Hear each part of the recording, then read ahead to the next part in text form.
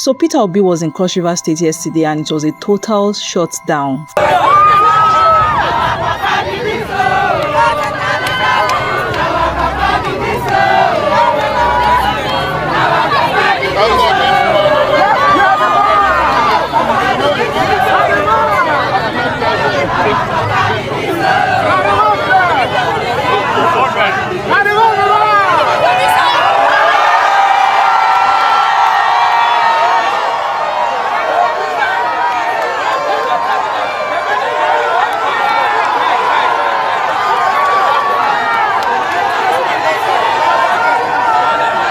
From Ogoja to Yala, the atmosphere was electric as thousands of supporters, traders, youths and residents lined the streets just to catch a glimpse of the NDC's presidential candidates. But here's what really got me thinking. Does Peter Obi ever take time to rest? Seriously, just this weekend alone, he was in Delta State, he was in Cross River State, and he was in Imo State. And I ask again, does this man ever take time to rest? Seriously. So let's talk about everything that happened, because there were actually moments in Cross River State that have left many Nigerians talking.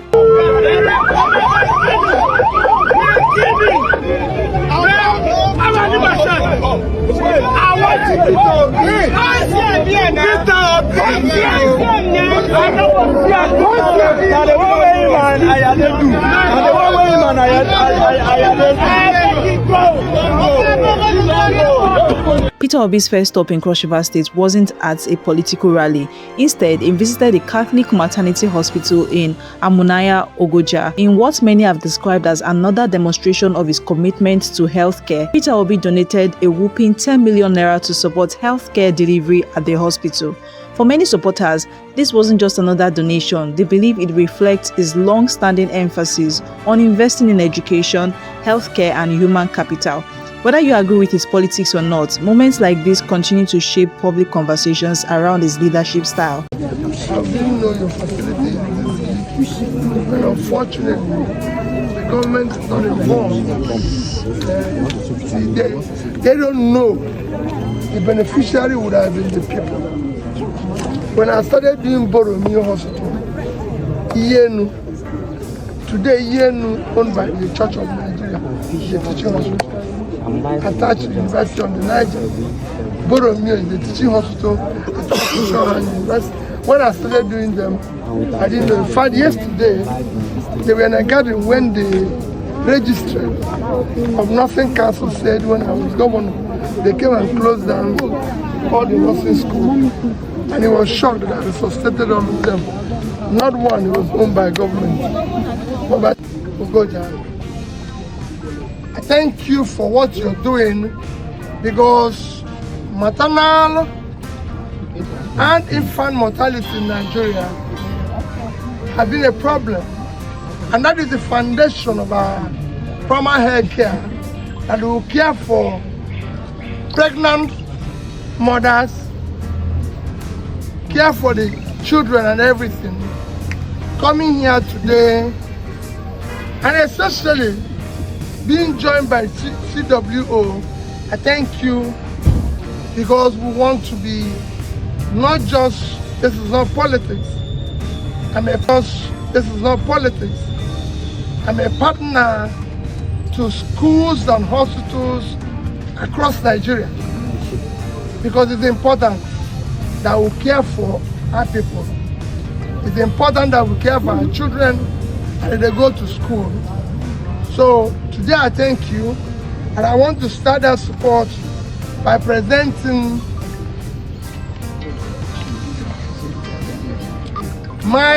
this is my first time of coming.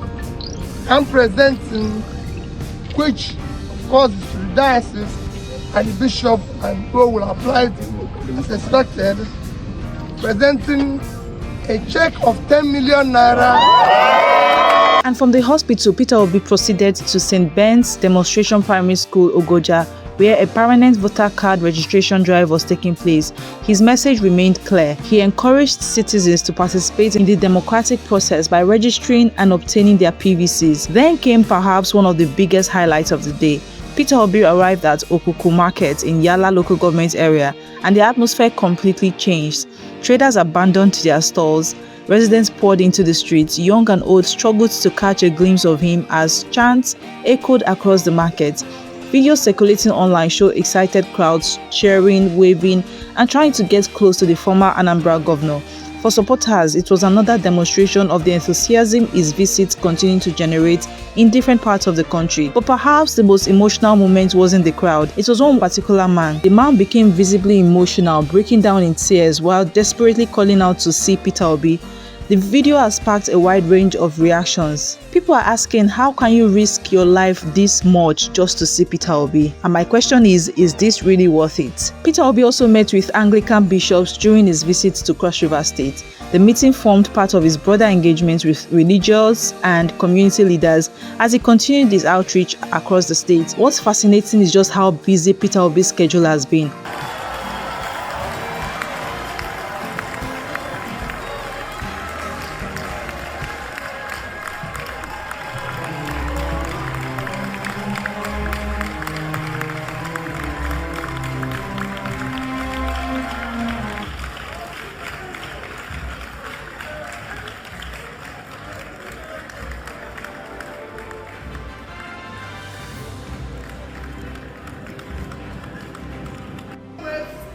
Me and you, we are celebrating.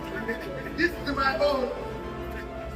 Along for your church today, I'm going to support the church. They're talking 250,000 naira. For your school, which is most important, I'm going to start with a token 5 million naira.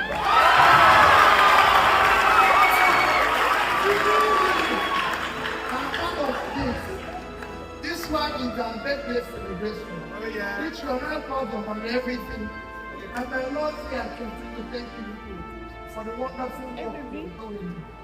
Without these people, I don't know what we're going to do.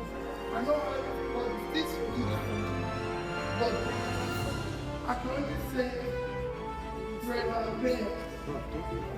Only this weekend, he was also in Warri, Delta State, attending the Thanksgiving service of the NDC governorship candidate. Again, supporters turned out in large numbers to welcome him.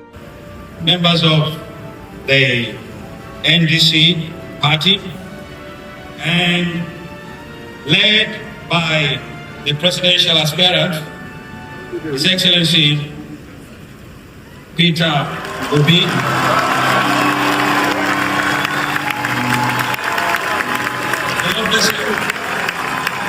The Lord bless you. The Lord bless you. We also have. Now, without slowing down, he is also in Mbaise, Imo State, attending an event honoring renowned economist and Nobel Prize-winner Professor James A. Robinson, co-author of the influential book Why Nations Fail.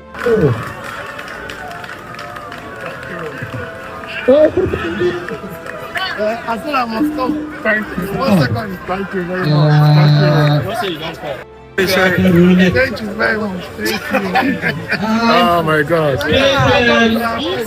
Ladies and gentlemen, while our friend introduced. One state after another, one engagement after another, it's a schedule that continues to attract attention from both supporters and critics. One question many Nigerians continue to ask is whether Peter Obi has become one of the country's most accessible politicians. Unlike many political figures who are rarely seen outside official events, Obi frequently appears in markets, churches, schools, hospitals, and community gatherings. Supporters argue that this accessibility is one of his greatest strengths. Critics, on the other hand, believe accessibility alone is not enough and should ultimately be measured against policy proposals and governance outcomes. Either way, his consistent public engagements continue to keep him in the national conversation. From donating 10 million naira to a Catholic hospital, to encouraging PVC registration, to receiving enthusiastic welcomes at Okuku Market, to moving on almost immediately to another event in Imo State, Peter Obi has certainly had a busy few days. Whether you support him or not, his recent engagements have once again generated widespread discussion across Nigeria.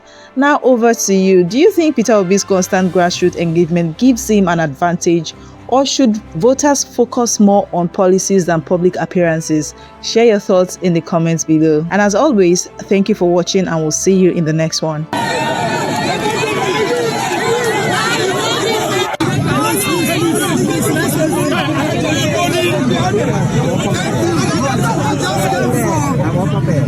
Anglican synod here.